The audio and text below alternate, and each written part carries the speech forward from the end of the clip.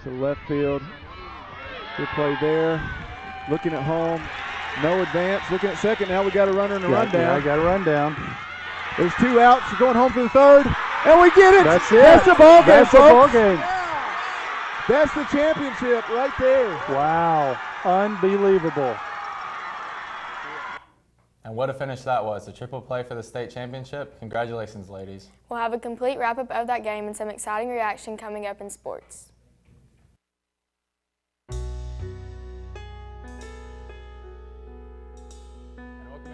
Welcome into our first 5-star news of the fall semester of 2019.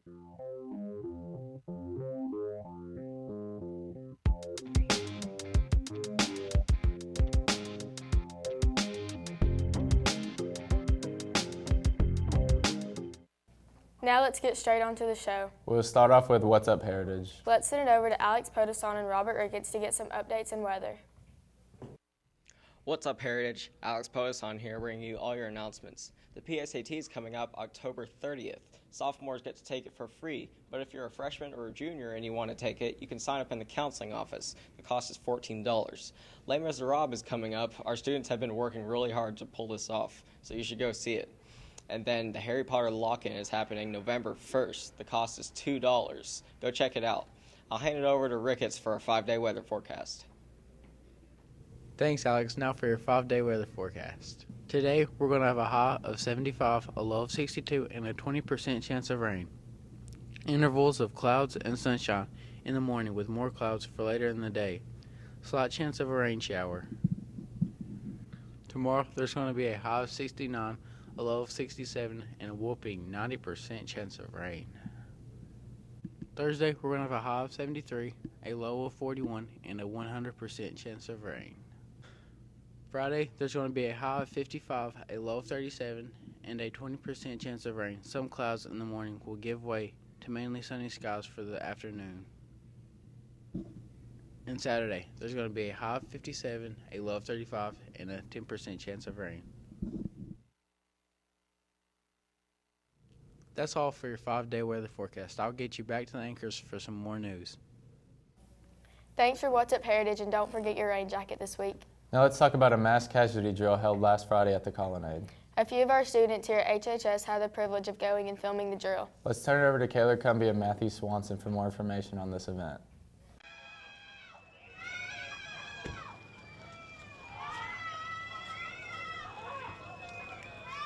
We were exercising our emergency service system with all agencies involved. So we simulated a bus carrying about 50 students overturned and crashed with another vehicle. Well, on a daily basis, fire, EMS, law enforcement, that one house fire, that medical call, that one somebody's broke in the house, those events we do on a daily basis, day in and day out, and we're very proficient at those things. And one thing you really don't get to do is some type of large mass casualty incident, which you hope you never have. But when we do have these events, we want to be sure that we have prepared, we've trained for the event, and any mistakes that we make them here while we train and not in the real field if it ever happens. Well, the best you can do for the responders coming in is make it as realistic as possible, whether they're, just like the moulage, where they dress them up a little bit, imitate the injuries, and they did a really good job with the makeup. But that puts it more real to them. Also, when you have the students that were acting really well, moaning and groaning and hurting, and that's really real life. That's real life. Hey, take care of my friend. And so those things can really be a distraction as a responder. Thanks for that story, guys. What a great experience. Hey, Preston, did you go talk to the Army that was here last Friday? I sure did, and it was really cool. Oh, really? How so? Well, they brought a huge bus and let us play different types of video games. Sounds fun. Let's turn it over to CJ King and Zach Locke to see how other students here at HHS enjoyed it. Today, the U.S. Army has invaded Heritage High School. We got right now we've got their eSports trailer here, and a lot of students are taking advantage of that. It'll be here through lunch and even into the football game tonight. Also expecting a couple of vehicles on campus, so I'm excited about which military vehicles they may be bringing in. So this will be a day where we have a chance just to see some of the toys that the U.S. Army gets to play with, and also to talk to some of the soldiers here to learn about some career options that are available in the United States Army. All right, so I just got finished playing Splitgate. Never heard of it before, but like I was dominating everybody. Don't know how. Like 17-2, you know, because I'm the greatest. Yeah, it was pretty cool. We got to go in there and play this game called Splitgate. It's like a mix between Halo and Portal. You just jump through these portals. It's a first-person shooter. It's pretty fun the way they got it set up in there. You can like move your monitor down closer to your face, and they got real comfy chairs and stuff. And it's just fun to go in there and compete with everybody else. So. It was pretty fun. A lot better than class. A lot harder than I expected. Didn't do too hot. Got maybe 2 or 3 kills. I was in first, and I lost by a couple of kills. And then I lost my momentum, and he came in first. It's pretty good, honestly. Like, if I could do it, I would love to do it. It's a easy way to make money, I guess you could say. I mean, just get paid to play video games. I mean, that sounds like a great time. Definitely better than being in class, especially since it's here all day. Oh, good try, guys. Good try. You win again. Better luck next time. Medic Taylor's still winning.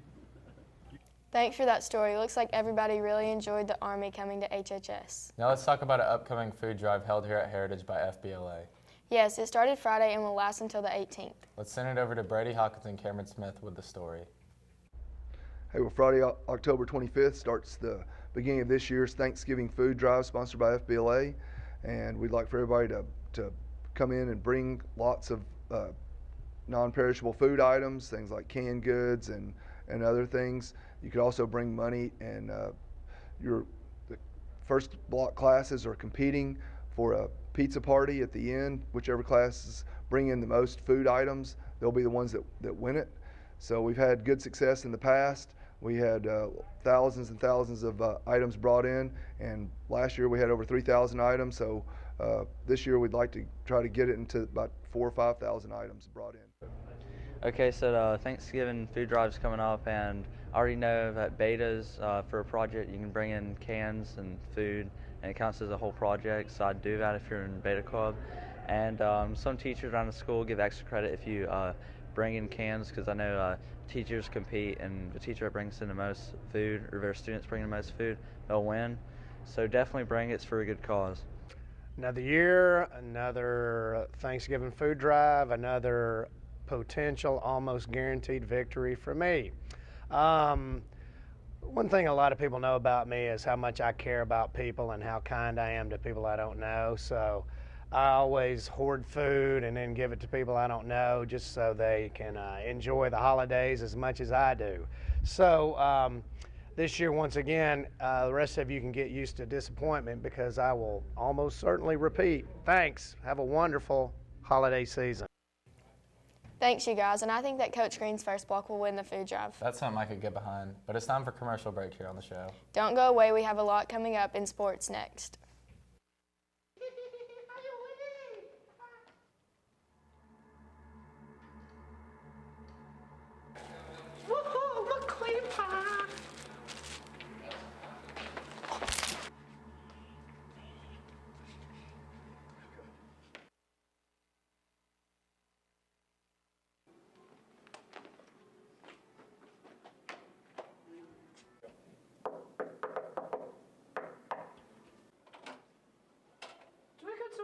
Happy Halloween! Thank you. Candy.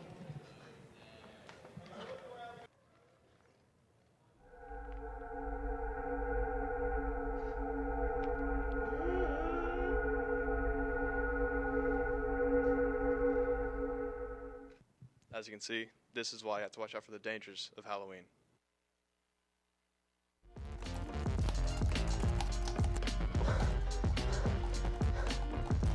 Luke, where are the scripts? The show's about to start. Scripts are done. I need a flash drive.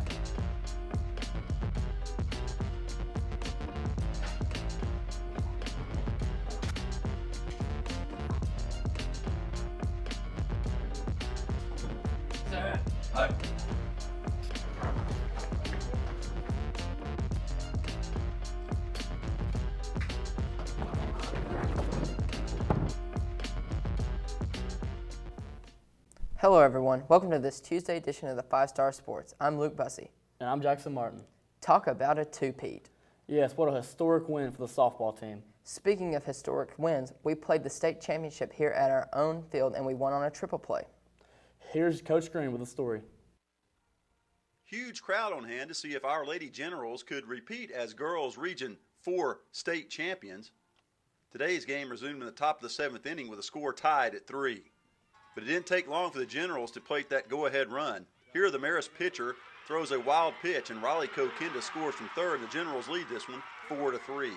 Madeline Stone would then single between third and short to give the Generals a 5-3 advantage.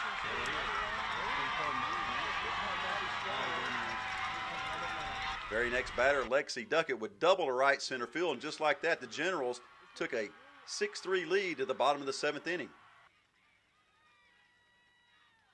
In the bottom of the 7th, Marist would get runners on second and third with no outs, and Coach Moore would visit the mound to try to calm the girls down. That visit worked. Just watch and listen. There's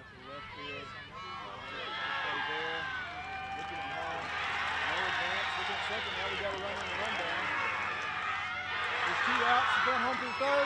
Oh, we did it! Let's go! That's the ball game, folks. Yeah! That's the championship right there. A Davis to Stone to right and back to Stone triple play would seal the deal for the Generals and clinch their 2nd state championship in a row. It's a coach's nightmare. You're up 3 runs and you go back-to-back errors to lead off, and it's something we work on every single day in fly ball communication. So they know we'll keep working on that, and we'll eventually get it right. But I'm just so proud because they're able to forget those plays, and they're able to just make the next play. And it just so happened that, we had some heads-up plays right there with Zoe knowing that too. Oh, no, it was crazy because Bailey Davis caught the ball, and I was like, yes. And then Zoe got it, tagged the runner at second, and then automatically threw it home and got her out. It was absolutely amazing. I was just like, let's go, you don't see that a lot, and our team showed that, and it's just absolutely amazing. Coach Moore came out and he told us, it didn't matter that there was 2 runners on. We were winning by 3. What was 2 gonna matter? You win a ball game by 1, and we took it and we turned it around. We made a triple play, which is really hard to do, and something I've never seen. So I'm just so proud of them.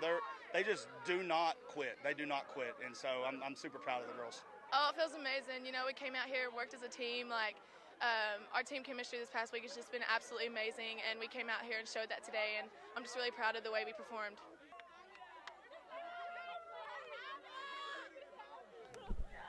Good job, girls. On to volleyball now. The volleyball team finished a great season, making it all the way to the Elite 8. Good job, girls. Here is Morgan Trotter and Isaiah Lewis with the recap. So this past Saturday, we traveled to Blessed Trinity for our Elite 8 match. And unfortunately, we came up short in that game. I think that we just weren't quite prepared for what they were sending to us. And so all we can do is look at the season that we had. We had some high points this season with some good wins. We had some opportunities for improvement this season. So I hope that we can carry that over to next season with the returning players, that they can just remember these moments and be extra diligent and working hard towards accomplishing their goals next year. Throughout the season, I think we had a lot of ups and downs, but overall I think we pushed through it, and I feel like we could have done better at some games, but I think that we worked really hard all season and made it to the Elite 8, and I'm super proud of my team. Saturday, I think we didn't play as best as we could, and I think we were intimidated from the start because of how tall the players were. So I think we could have done better. I feel like my team did really good this season. I'm really proud of how well we fought through Elite 8, and we played against a lot of good competitors, including Northwest, and we beat them. And Lafayette was a tough one, but we did play our hardest against them, and I'm ready for next season. Jackson, I lost a battle last Friday. The rain got the best of me, but it couldn't stop our football team. That's right. Plus, we secured a playoff spot. The football season continues on. Here's Cade Collins, Ryan Haley, and Jalen Hood with the story. Monsoon-type conditions as the Generals try to knock off the Raiders of Southeast Whitfield. And it took a while, but the Generals got on the board first in this one as Henson hits number 3 Maddox Rose for the score on this 25-yard touchdown pass. Extra point, no good. 6-0 Generals. That's the way it would go as the clock winded down in the first half. Third quarter, Heritage starts making plays on defense. Oh, yeah. On defensively, we knew they were going to be 75% pass coming out, and so we knew that the rain was going to hinder them. Fourth quarter now, and the Generals get a huge gain on this 75-yard screen pass from Hanson to Rose and races in and out of Raider defenders and through all of the umbrellas as well. A few plays later, Nick gets into the end zone on this QB sneak, 12-0 HHS. Nick Hanson on the keeper. Let's go for Heritage. Touchdown! And they go on to win it. We talked to a few coaches and players after the game. Friday night was a very eventful night. The rain kind of threw a monkey wrench into a lot of our game plans, I think for us and Southeast. Yeah, I think the rain definitely changed the game because if it wasn't pouring, we definitely could have passed it a lot more. Offensively, I think we did a really good job with our offensive line and our running backs, really getting the yardage when we needed it. It went back and forth. It was a sloppy game, but in the end we prevailed. I think we played hard.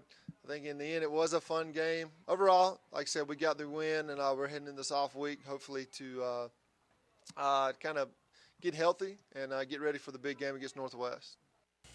Thanks, you guys. Looks like our sports teams had a great weekend. Let's look back to last Thursday to the chorus concert. I didn't make it out, but I heard it was a hit. Me too. Our very own Alex put us on beatbox, and he's pretty good if you ask me. Now to talk to some of our chorus members here at Heritage to see how it went.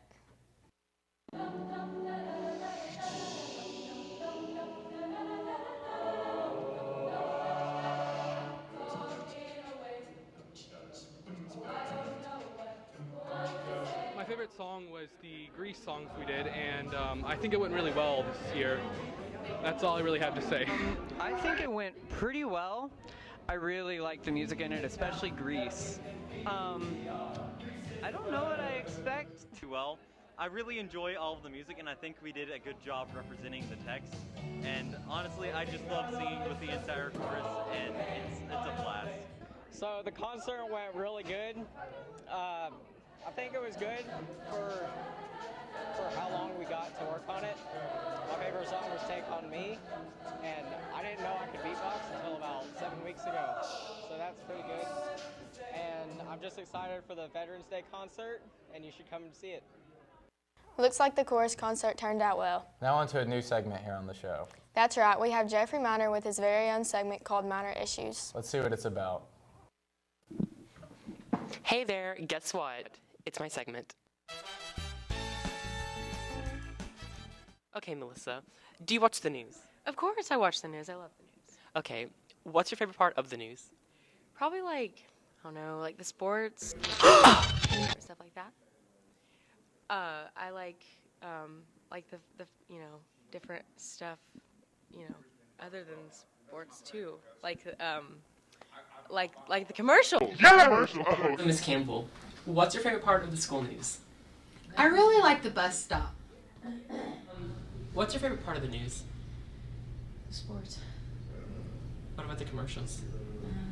They're not really. Okay, stop. Quick question, does anyone like the commercials? No! Okay, sorry. Mr. Kubler, do you like the commercials? No. Okay. Rosie, do you like my commercials? Not really. I like the field hockey.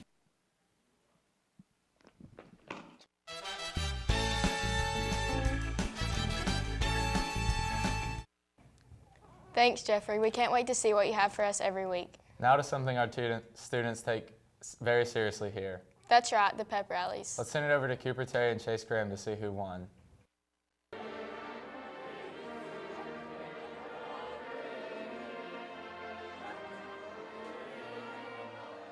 Last Friday we had our, I think, 6th pep rally of the year. And of course, nobody's surprised, we went 5-1. We brought out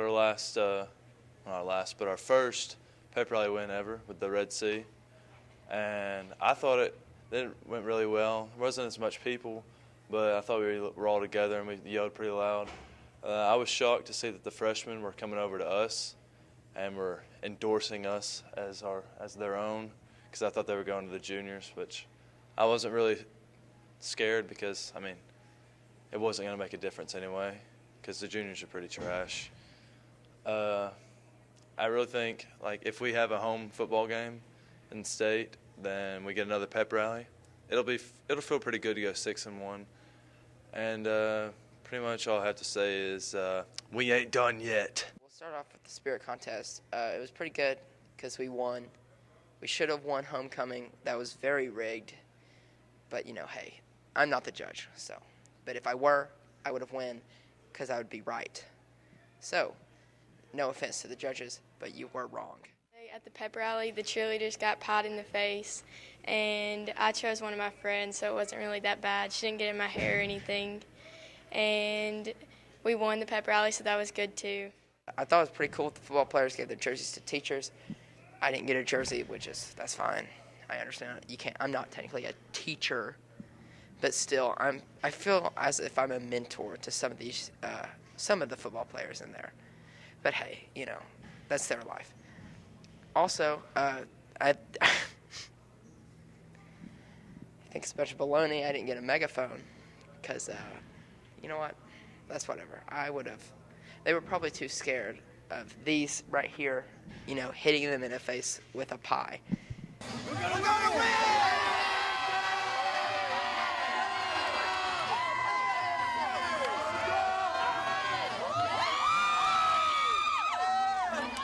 Thanks for that, and congrats to the seniors yet again. That's all the time we have on this Tuesday edition of the 5-Star News. But we'll be back on Thursday with a Halloween edition of the show. But until then, stay classy, Heritage.